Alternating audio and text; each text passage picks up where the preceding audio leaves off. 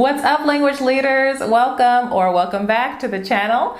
My name is Erica and I'm here to help you learn how to teach yourself any language.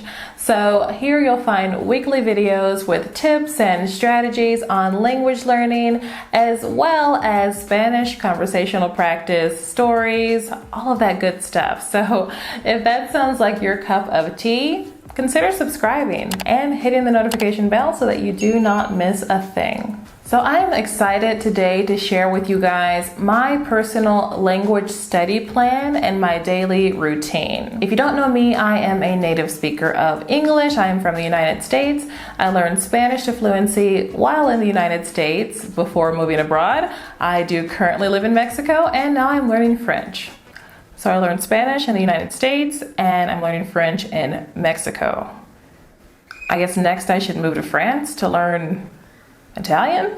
Anyway, you guys ask me all the time what a good study plan, what a good routine should look like. Now, this is obviously going to vary a great deal person to person, but I did want to share my personal routine with you guys so that you can get some ideas and just kind of understand why I do what I do. Now guys, our study plan, study routine is the S of our Master Framework to Fluency system. If you do not know what I mean, you'll want to check out the playlist that I've linked in the description box below, as well as up here in the corner. But basically, this is a system that I developed because I strongly believe that every good language learning system should incorporate every single one of these stages in one way or another. Let's get right into it. So as for my personal study plan, my personal routine, I like to do 3 things every day. And so I'm going to list them out for you. These are not in any particular order. I don't worry about the order in which I do these things. I just try to do them all every day if possible. So number 1 is structured learning. What does that mean? Well, since I am not taking French classes at the moment, I am teaching myself. Structured learning for me is going through a program, a course. So I currently use 2 online courses. I use Rocket French and French Uncovered. I will link to both of those below in the description box. And in this video, I do go into detail about how to choose your own tools to incorporate into your study plan. So definitely check that one out right after this one if you haven't seen it yet. I find that going through a structured program of some sort really helps to keep me motivated because I can see my progress. Each lesson builds on the next one, and it also helps to fill in the gaps that my freer styles of learning that I'll get to in a moment may leave. So I'll try to do a lesson, or really it usually ends up being half of a lesson because sometimes those lessons can get really lengthy and I don't have a lot of time. Sometimes if I just have more creative energy or if I found something really interesting that I just want to study that thing, then that's okay. I won't do one of my usual structured programs, but I will take that structure and pretty much pair it with this interesting passage that I've found. In my case in French, since I'm now learning French. So it may be a paragraph or 2, and I will really dissect that thing. I'll follow a study plan that you can download for free as well. But basically it's this series of listening and then reading and then studying and then listening again to this passage. So it's necessary to have the text and the audio to go with it in order to do that. So to summarize, in this structured learning part of my day, where I normally spend about 20 to 30 minutes, I'm usually going through one of my French programs of choice, or I'm taking that structure and pairing it with something interesting that I found that I just want to study that day and really get into the nitty-gritty of it. The second thing that I do daily, this is actually my favorite part, but it is casual input. So obviously when you do your structured learning, you're getting some input. You're listening, you're reading things, hopefully. But the purpose of those courses really is to teach you things directly.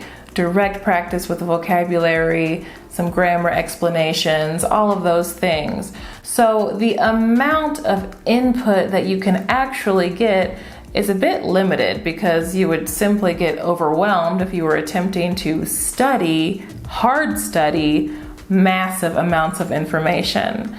But to really learn a language to fluency, you really do need to input massive amounts of information, but you don't always need to be studying it. So this casual input, that I call it, is this period of time where I will simply listen, or I'll read, or I may read while listening to something that I find interesting and to something that is close, at least close to my level of comprehension. However, I do not in any way worry about understanding everything. That is not the point. I'm not going to stop and look up words usually.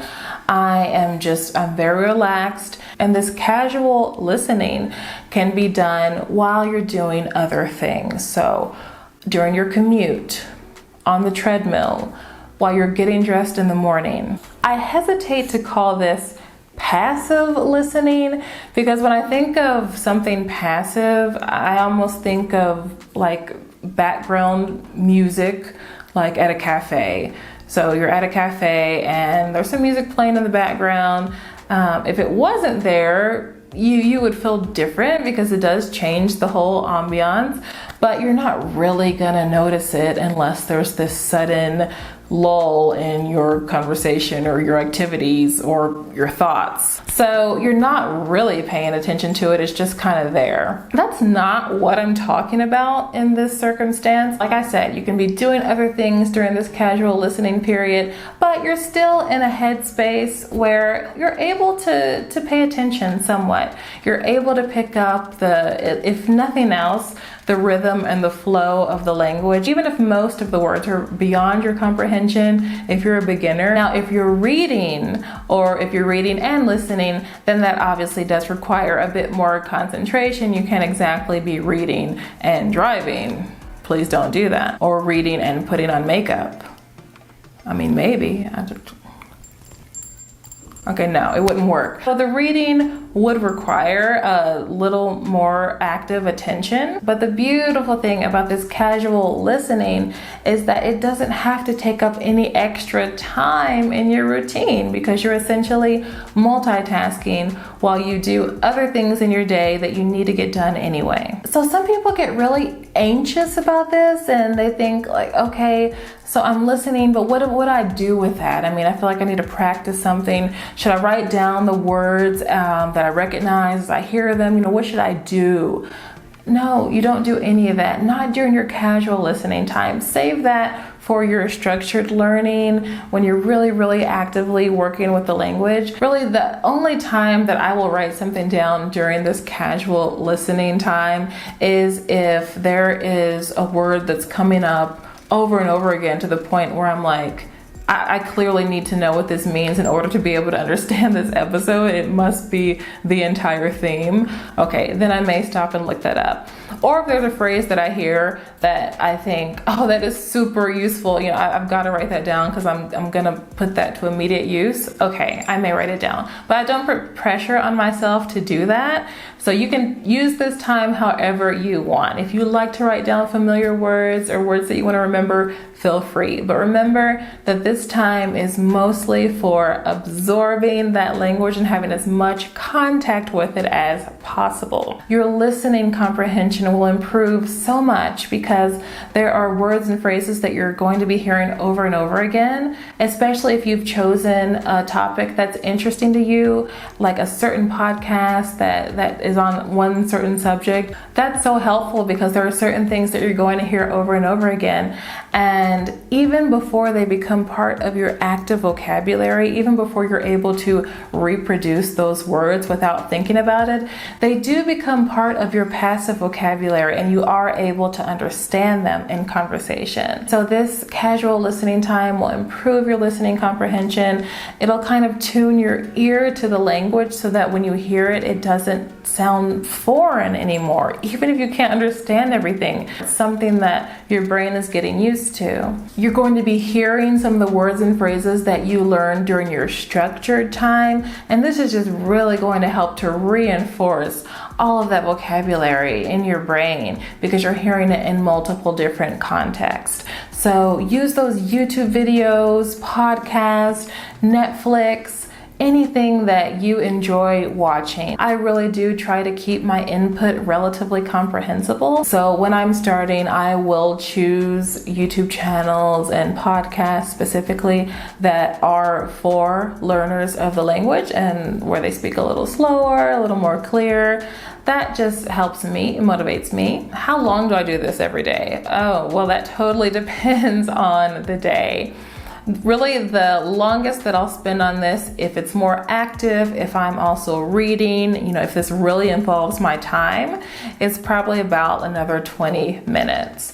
If I'm doing casual listening, it could be a couple of hours once you add it all up during the day, because like I said, you can do this while you're doing other things. So you can get all this practice in, but it really adds 0 extra time to your actual study time every day. The third thing that I like to do every day is what I'm calling output preparation, because I really didn't know what else to call it. I like to keep myself accountable and find ways to use what I'm learning. So I'll usually spend 10 minutes a day preparing some sort of output. So for example, I've done a couple of YouTube videos on this channel where I've updated you guys on my French, and I've done those videos in French.